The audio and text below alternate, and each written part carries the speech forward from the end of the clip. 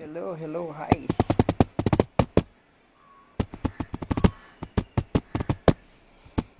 Hi guys, hi. Thanks for coming in. Oh, hi Manish, hi. Fantastic. Let's just give it another minute to just see if everyone's here. So I'm so nervous for this. I have no idea why. I'm super camera shy and never done this before. So um, anyway, I only hope that it helps everyone and we get good value out of it. So cool. I think it's just hit 5 and cool. So let's start. So hi everybody, welcome, and I hope everyone's staying safe. It's been a crazy couple of weeks, and so much has happened.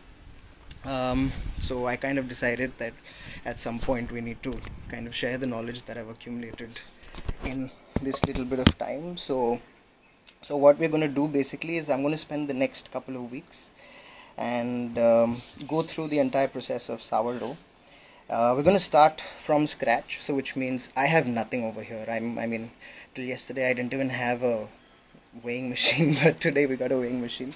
For now I still don't have an oven, so let's see. In a couple of days we should probably get in an oven as well. So so what we're going to do is we're going to start from today. We're going to do this entire sourdough process day by day. I'm going to handle everybody, and so that's what we're going to do. So before we start, okay, some people are saying they can't hear. Can everybody hear properly, like proper sound? If you can hear, like, give me a thumbs up.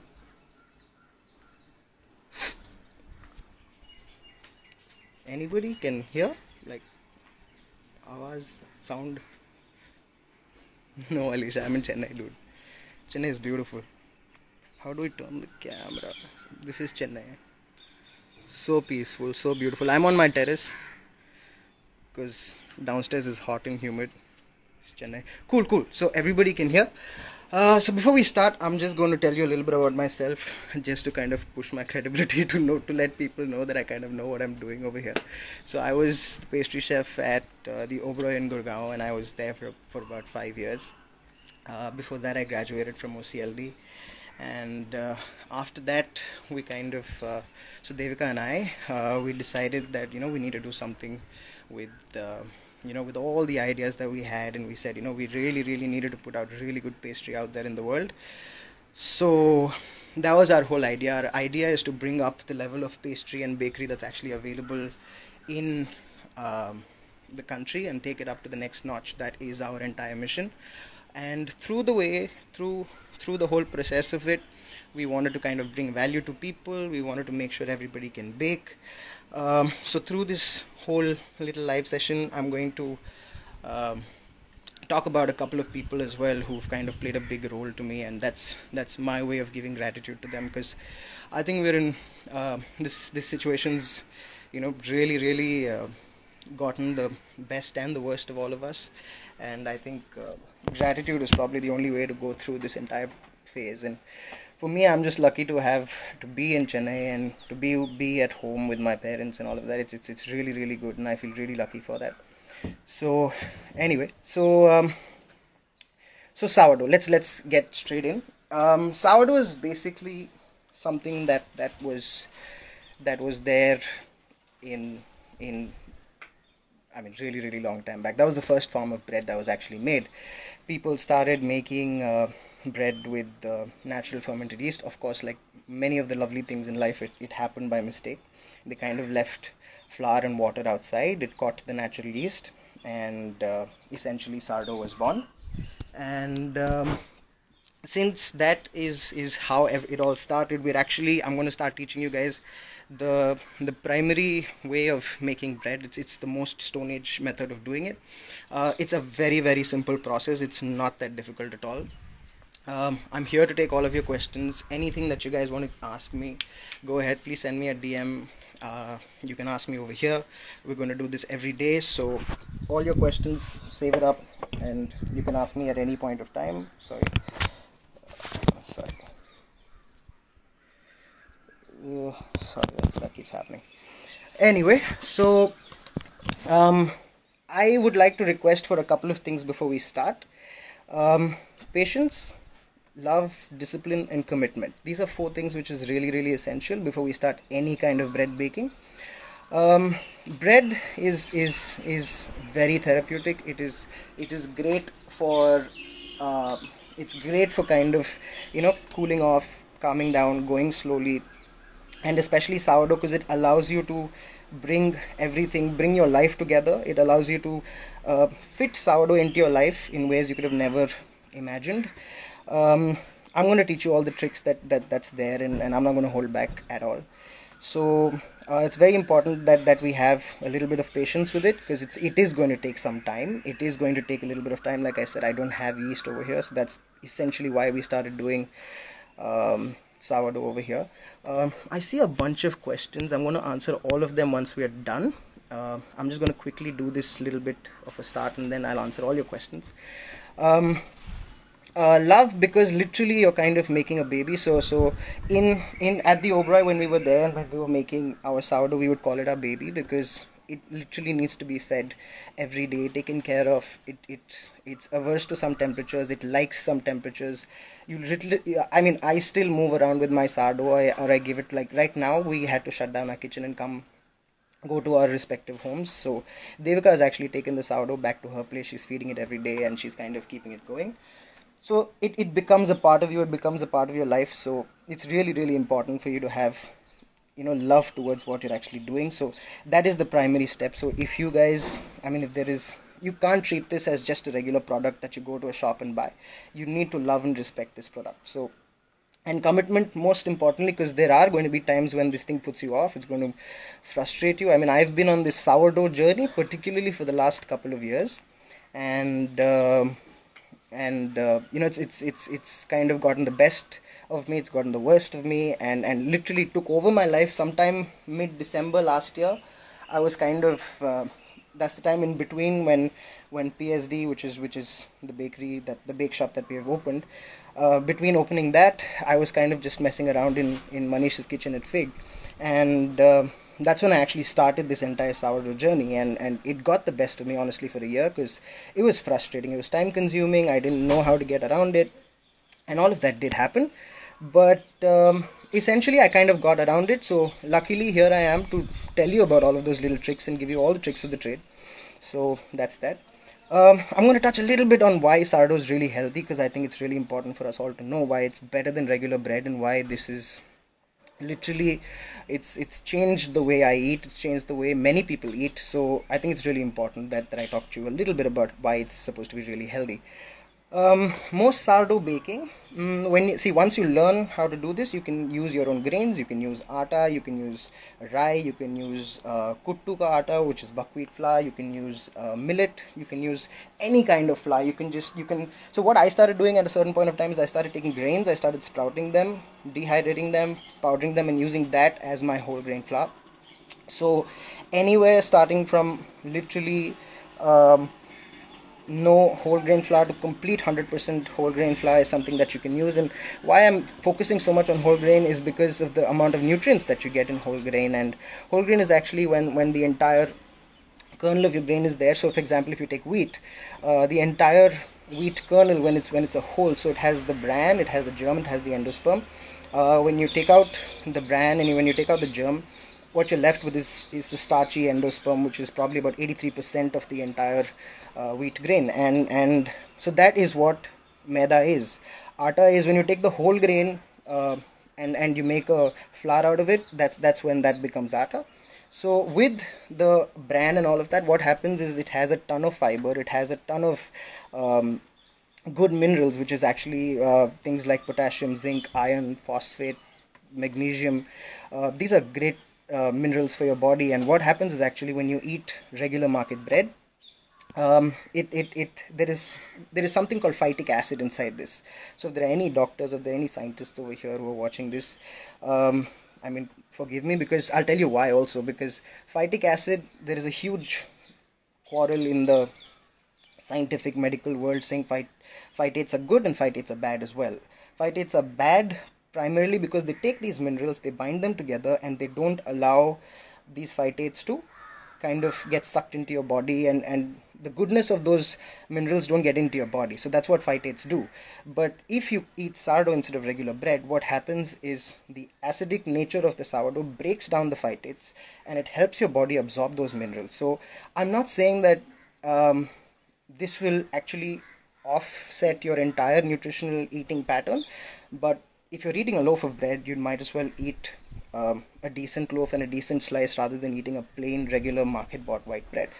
That's the only problem that I found with commercial bread, and that's why I think it's very important. A lot of people abroad have actually understood that will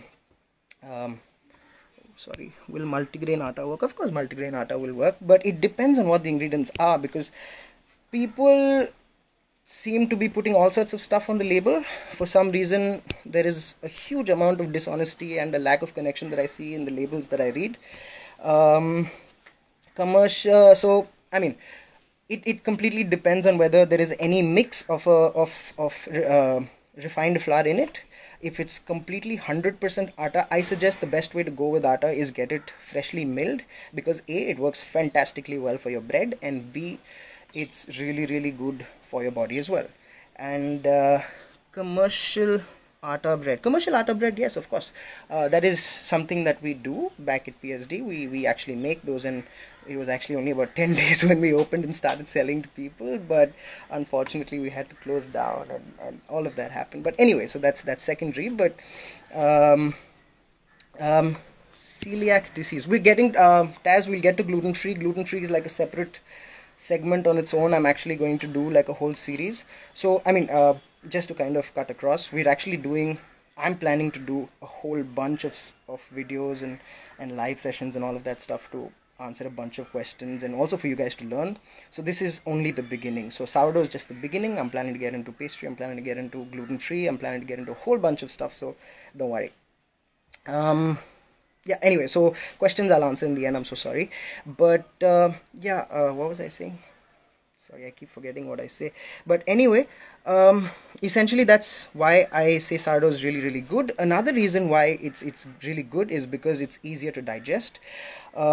It has two things in it. Basically, it has prebiotics and probiotics. Prebiotics are basically non-digestible fibers that are beneficial for your gut. So it's the same bacteria that you have in kefir, it's the same thing that you have in yogurt, it's the same thing. So all of these things promote a healthy gut environment, so that helps digestion. So if it's better for digestion, you poop better.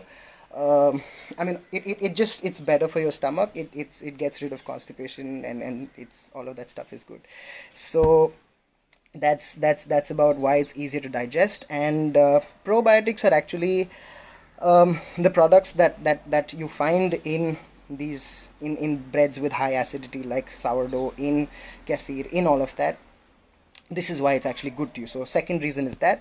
Third reason is it may. I'm stressing on may because I'm not doctoring this. I'm not giving you a hard written fact, but there are certain studies that say that it controls blood sugar levels, which means so what happens is the acidity eats up the carb structure, and what happens is it shoots down on the glycemic index. So the lower glycemic index that you have, it's better for people who have diabetes to eat. So that's why. Oh, thank you, Chef Money. Thank you. By the way, Chef Money is my number one inspiration, and he's pretty much the one who got me into baking and showed me that baking can be a very, very beautiful thing. So please check him out. Please go to Instagram, check out Pastry Money 001. That's where he's at. He's probably one of the few people that I consider to be like my absolute guru. So thank you, Chef. Anyway, so that's that. And so that's all about why the product is good for you. But secondly, if you learn to make sourdough, if you're going to get through this with me and ask me the right questions and make the best use of this, what's going to happen is you can actually start a side hustle with sourdough. It's so easy to make. I'm going to try and see at the end of this entire thing if I can make this stuff in a cooker, even without an oven. It's just something I'm going to try. I don't know how it's going to turn out. If it comes out well, great. If it doesn't, well, I'm so sorry. But with an oven, if you have an oven, or if you can invest in an oven, which is about 4,000 or 5,000 rupees, you can actually start making bread at home and sell it to your local community. And hey, I mean, that I think that's a fantastic idea to start a side hustle, so it can make you money. So that is essentially why sourdough is really good. So all that being said, I think I've pretty much covered my intro bit. Only today is going to be this long, and I took this much of time to actually explain everything because there's still a ton of stuff I wanted to say, but I think it's too much for me to put together. So I don't want to really kind of bore you guys with so much of talk. So what I'm going to do right now is I'm going to get into how to make the starter. So I'm going to tell you a little bit about how we're going to get through these days. So technically it's going to take about 10 days to get through the whole process. For some of you it might happen faster, for some of you it might happen slower, purely because of your local surroundings, the warmth, where I'm keeping my starter, where you're keeping your starter, what your flour is like, all of that. So what we're going to do is I'm going to give it about, let's say, 10 days. So hopefully by the end of this curfew we should all be able to get a loaf or a couple of loaves out. But don't worry, what's going to happen is if the lockdown is done and I can head back to my kitchen, I can only promise that I'm going to do a ton of other videos and we'll keep doing more sourdough. And of course y'all can keep hitting us up on either Project Sweetish, or you can ask me on my personal Instagram handle, and I'll be more than happy to answer everything for you guys. So that's that. So let's kind of start making the starter today. Cool. So what I have here is sorry, can you guys hear better? Volume? Amma, can you hear? Arey, what happened to my voice? Hello, can you hear? Oh.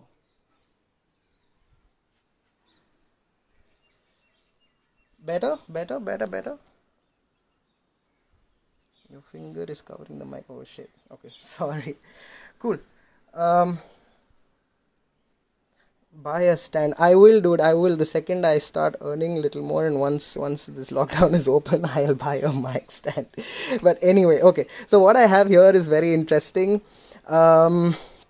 It's basically maida plus atta mix, whole wheat plus regular wheat. This is 70% maida and 30% atta.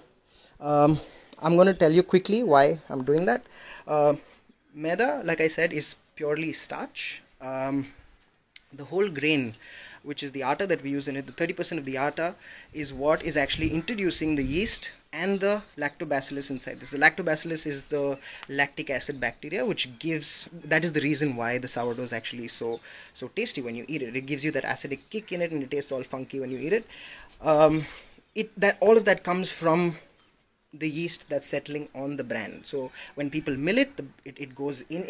Think of it like, when people make wine, the natural yeast that you have on the coating of the grape, that's what makes the wine ferment. So it's the exact same concept when it comes to grain milling as well. So that's why I kind of suggest you buy freshly milled, because what happens when you do freshly milled, the mill already has all of that natural yeast, and you get really, really sexy atta after that. So grams is not really important. What you can do is just take 30 and 70%. I did 350 maida and I did 150 atta. So that's what this mix is. So I suggest all of you go ahead and make this, because if you guys make this, you can use this every day. And it kind of makes your life easier. Otherwise, every day, because this is what I'm going to use for feeding every day. Okay. If you guys need cup measures, like I said, I was fortunate enough to find a lovely neighbor.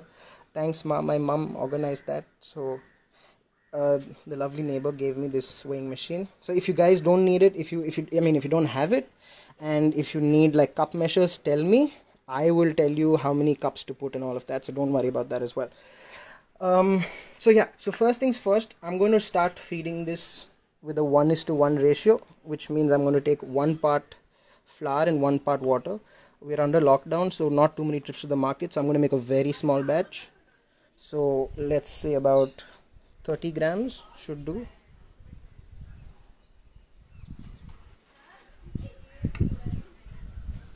$30. Yeah, so that's about 30 grams. Fuck, think there's so much. Sorry. Yeah. So 30 grams is my flour mix, and similarly I'm going to tear this and I'm going to put 30 grams of water. So that's just a 1:1 ratio. 30 grams. 30 grams. Yeah. So in terms of grammage, it's 1:1. Okay, don't go with cup measures because cups are different volumes. A cup of water is about 220 grams, a cup of flour is about 110 roughly.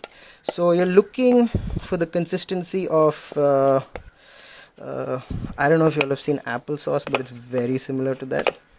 So this is what it kind of looks like. Very important for you to try and get all the bits in. Okay, I got a spatula and a whisk. I should have used that. Jaldi I did this. Oh, temperature of the water. Good point. Temperature of the water should not be warm. Okay. So what I'm teaching you right here is called a liquid starter. I'm not getting into the details of stiff starters and liquid starters and all of that. I'm just going to talk about basically what it is, because I'm making this important for, I'm making this redoable for everybody. So we are making a liquid starter over here. If you maintain it between 30 to 35 degrees, you're going to have a fantastic tasting sourdough.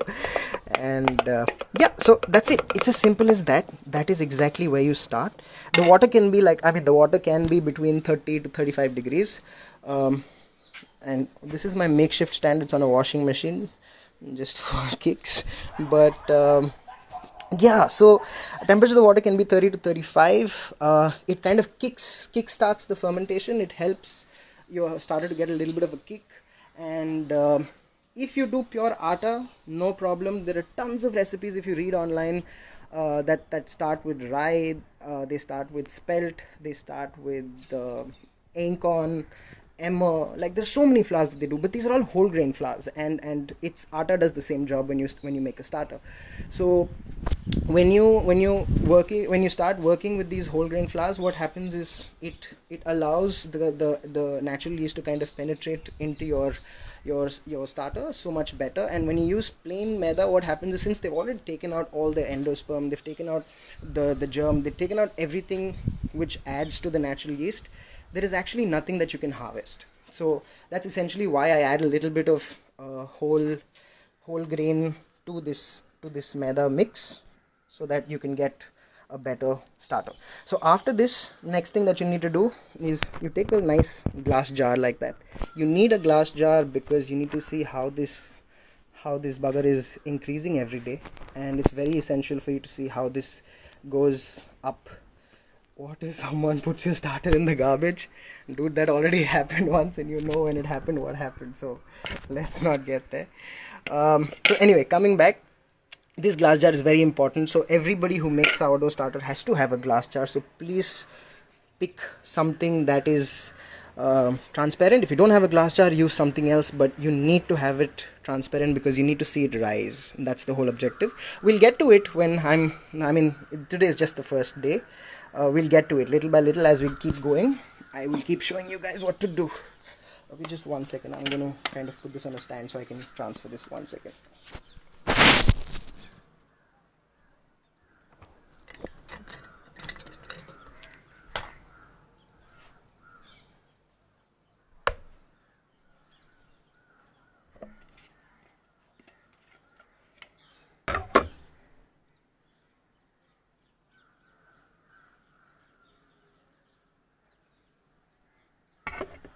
Okay, so thank you for being patient. Okay, so this, we need to avoid this. So I was single-handed. I was supposed to do it with my mom and dad, but I kind of thought I'll do it on my own, but I kind of sucked it anyway.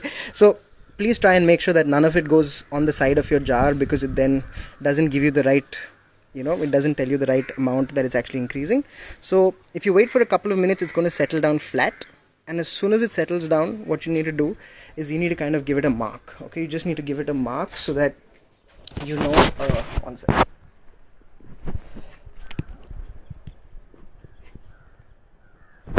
So I kind of just marked it over there with a marker. You can see that right there. So once you have a mark on it, you know that that's where the starter is when you left it here. What we're going to do is 24 hours we're going to leave it at this temperature. And after 24 hours what's going to happen is all the wild yeast that we kind of collected from the atta, from the air. Actually, there's a very small percent that comes from the air. It's mostly from the whole grain.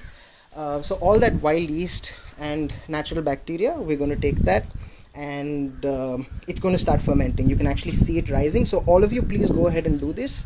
We're going to do this every day. So since I decided that we'll do this together, so we're all on ground zero together and we can progress together. So do this today. Tomorrow we'll have a look again and see how far it's risen and what more we can do along with this. Okay, so that is essentially bringing me to the end of the actual action part. So if anybody needs to head out, please do. I'm gonna hang back for a bit and answer most of the questions. Okay, fuck, it's hot and humid. Okay, I'm going to start from here. Ashirwad atta won't rise as much as a freshly milled atta. Doesn't matter. See, big hotels, like if I was still working in the hotel, I would have just used regular atta. If you can get your hand on a good miller who can give you good atta, please go ahead and do that. If for home bakers, I suggest you get freshly milled atta. It's the most fantastic thing that you can do. There's nothing better that you can do with your life than to go to a chakki wala, tell him fresh atta please, and best. It's amazing. Your bakes are so good. It's unbelievable how good it can be. Jar. Okay, lots of jar questions. Very important. I totally missed that. Jar needs to be semi-open. Okay, I'm just kind of keeping it here, taking the jar and like keeping it there. Oh fuck, oh shit, sorry, I dropped the jar lid. So I'll get another jar lid, but essentially you got the point, right? I'm going to just kind of keep it there, and yeah, cool. So the jar lid will just be there. Nothing too tight, because what's going to happen is if you close it too tight, it's happened to me a ton of times, it's going to create so much of carbon dioxide. The yeast is working, right? So it's just like beer. It will keep producing carbon dioxide, and when you open it, it's going to be like a mini bomb. Okay, it's going to like pop in your face. It's hit me on my big pakoda nose so many times, and it's crazy. So do not do tight closing of the lid. You can also use a muslin cloth or a regular cloth tied with a rubber band. That's why I asked you guys to have a rubber band. So if you have a muslin cloth or any other cloth, all you need to do is just kind of duck out like that and put like a rubber band around it. So for whole wheat flour, the ratio of water would be the same. Yeah, any other flour, 1:1 is where we start with. So if you guys are doing cups, let me address that before anything else. If you guys are doing cups, 1 cup of water is 220, 228-ish. That's what it kind of works up to. Maida is exactly half. So what happens is you take like half a cup of maida, and 1 second, I'll come back to you on that. I kind of messed up the math on that. I'll put up a separate post. So what I'm going to do after this, to help all the people who want to share it with other people, because I said this is baking therapy, right? Baking is the most therapeutic thing you can ever do. I am going to create a live document that you can find on PhD's bio. So I will add more and more details to it. So everything that I said today will be on it, and apart from that, I will keep adding to that document every day. Once we have a little live session every day, I will keep adding to that document. And I'm saying it's a live document because it'll keep increasing with all the questions I get asked. So I'll do that. Best place to keep the jar should be in a warm place. If you live in a warm city like Chennai, you can keep it wherever you want to. Otherwise, best place to keep it is near the stove where mom cooks, or where you cook, or whoever cooks. Just keep it near the stove in your kitchen. Should be warm enough. Away from direct sunlight.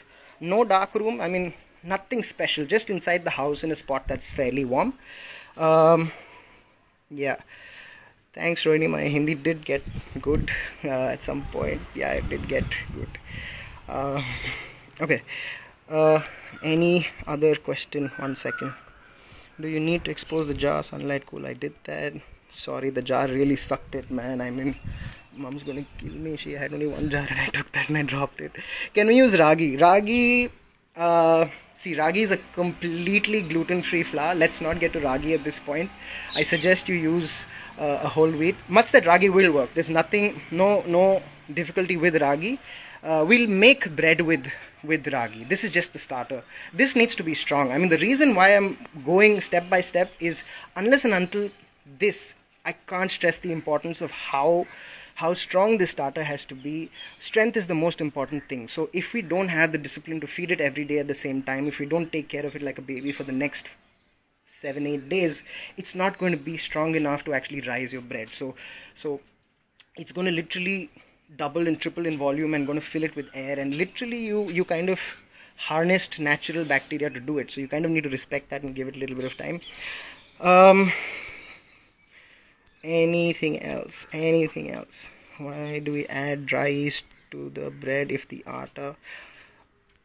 See, this kind of yeast is something that you need to culture and grow. Okay, somebody's saying, why do we add dry yeast in the bread if atta has already yeast? It's not like it comes with a bunch of yeast. It's like, it's kind of going and like, hey, I have, if wheat kernel does not have endosperm, bran, germ and yeast. It has a coating of natural yeast that comes naturally. Mother Nature gives it. And you're kind of harnessing the power of that yeast to actually use it to make your bread. So literally you're taking a piece of nature and kind of imbibing it into your life, and I think it's a beautiful process. So yeah. Looney Tunes tea is H&M. Devika got it for me. Many books and sites tell us to use unbleached flour.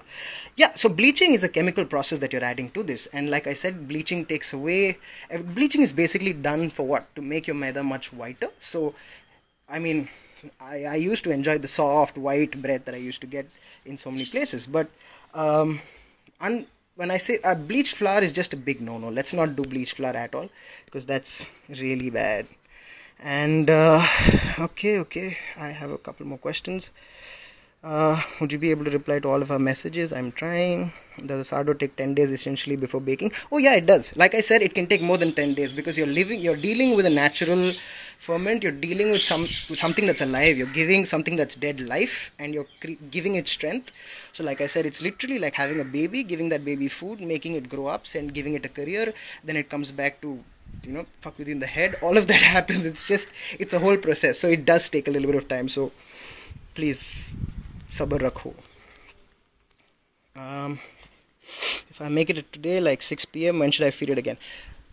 24 hours. 24 hours is the cycle. For the first couple of days, let's do 24 hours. Then it starts getting twice fed in a day. We'll get to that later. It gets too much to kind of digest on the first day. Let's not get so far into it also. 85% hydration. Hydrations are not for now. Hydrations are for much later when we get to the dough part of it. We're still at the baby stage where we're making the starter. So measuring scale at home, I'm going to eyeball the quantity. I don't believe that. You're a baker. You make such beautiful stuff at home. How can you not have a weighing scale? But it's okay. If you don't have a weighing machine, I'm going to put the cup measures on. I'm going to do a story, and I'm going to put it on the live document as well, so you can catch it there. Anything special you can add to the water for better different results? Yeah, so that's actually a fantastic thing that I was asked. Okay, so things to add to your water and you started to make it stronger. Raisins is great. Raisins basically is it again has the dry yeast that you can actually use already on it. It has a natural coating of yeast on it, so it kind of kickstarts the development. I'm not doing all of that because it's a quarantine period and everybody doesn't have everything at home, so I'm not getting there. This works perfectly well, but raisins, honey, all of that kind of kickstarts the process because it's all natural. Is gliadin good for health? We'll get to health aspects again soon. Will ants come if I leave the lid half open? Yes, of course they'll fucking come. Difference between Biga Polish sourdough. I can do 1,000 classes on that. That is again something that I'm planning to do, once I get back to my professional kitchen, because I'll be better equipped to teach you that. Can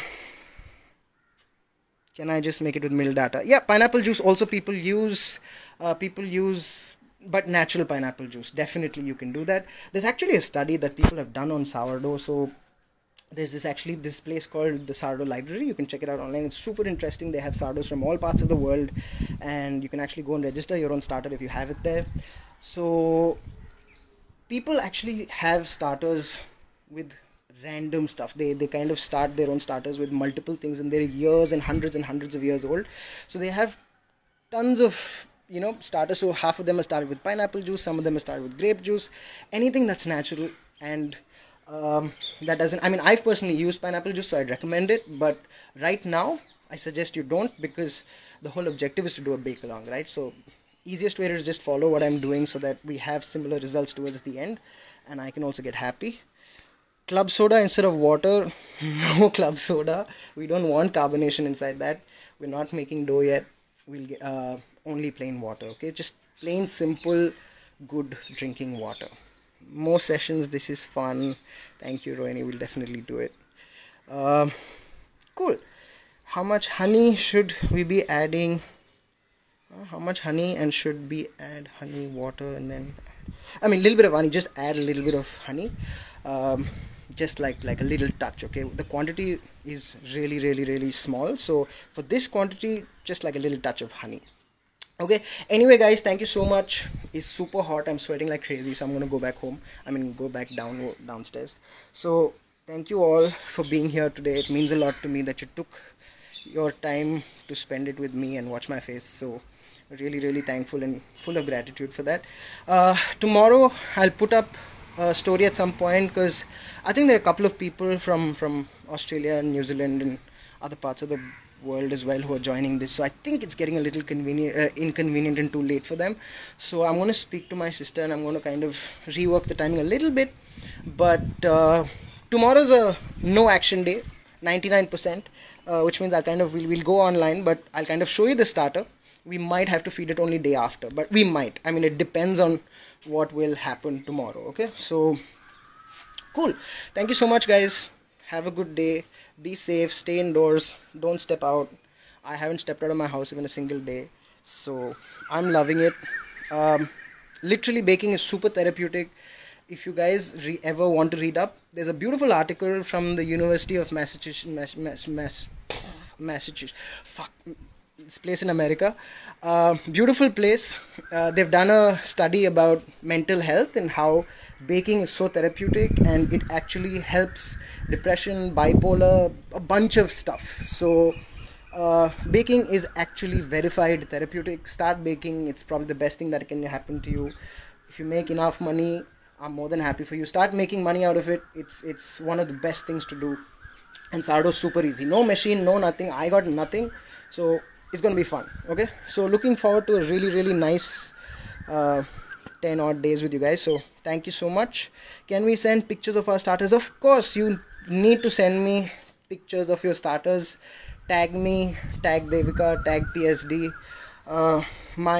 Your comments and love is my oxygen for the rest of the time that I'm here. Keep me engaged, keep yourselves engaged. The more you guys interact with me, the more I know that there's a market for this, and I'm happier to do more stuff for you guys. Of course, I'm not going to charge shit for it, because I don't want to, and I just want to do it because it's fun. So ask away whatever you want to ask. As soon as I get an oven, so we can probably make a couple of things which don't need professional fancy equipment as well. Let me know whatever you want. Let me know. So let me know whatever you guys want to learn, and we'll go with it. Okay, my hands are hurting now, so thank you guys. Thank you so much. Bye bye.